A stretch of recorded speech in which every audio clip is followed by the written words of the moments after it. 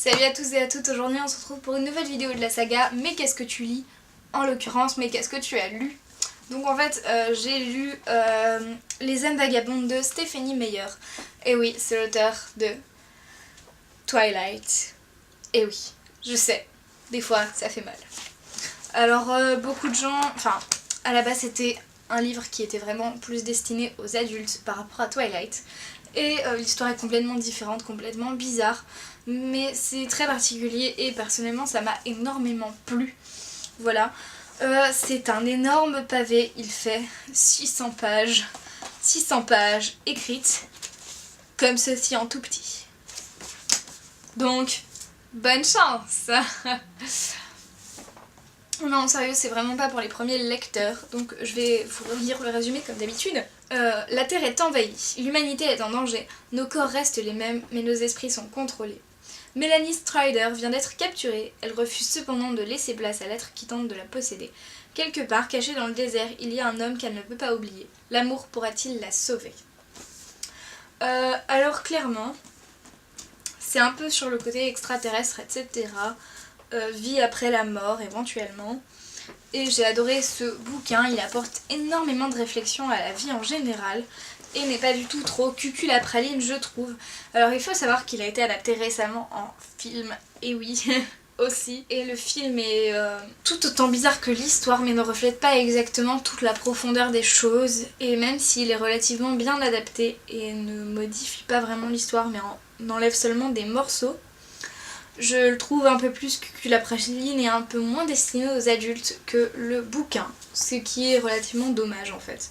Mais voilà, à savoir aussi que par rapport à Twilight, ce n'est absolument pas pareil. Voilà, je veux dire, l'écriture est un peu différente, l'histoire totalement, etc. etc.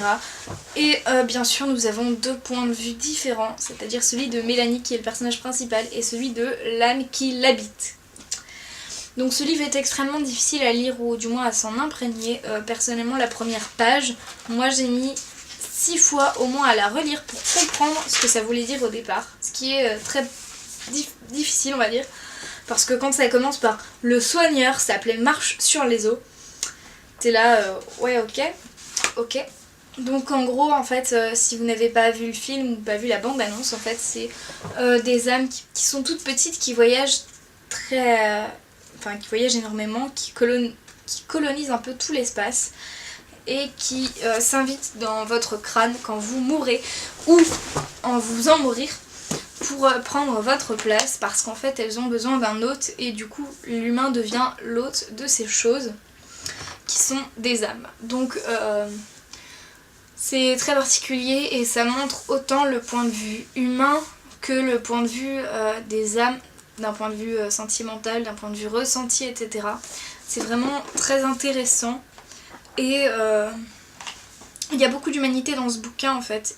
Et de même il y a une différence de point de vue dans l'écriture entre Mélanie et l'âme parce que je n'arrive pas à vous trouver une page où on y voit. Ah si voilà. En gros en fait la police d'écriture n'est pas la même quand c'est Mélanie qui parle ou quand c'est l'âme et c'est vraiment intéressant. Alors Mélanie est le personnage principal normalement, dans les faits c'est bien plus l'âme qui est le personnage principal et Mélanie le personnage secondaire. Et c'est rare qu'un humain reste et ne meure pas face à l'âme. Et en l'occurrence là elles sont obligées de cohabiter. Et ça va poser tout un tas de problèmes que vous verrez dans le bouquin. Donc c'est un bouquin que j'ai énormément apprécié. Si je devais lui mettre une note, je dirais peut-être 17 sur 20. Et les points qui manquent, ce serait surtout parce que c'est difficile de se mettre dedans, que c'est très complexe et que ce n'est pas pour n'importe qui commence seulement à lire. Voilà. Donc j'espère que je vous aurai donné envie de lire ce bouquin.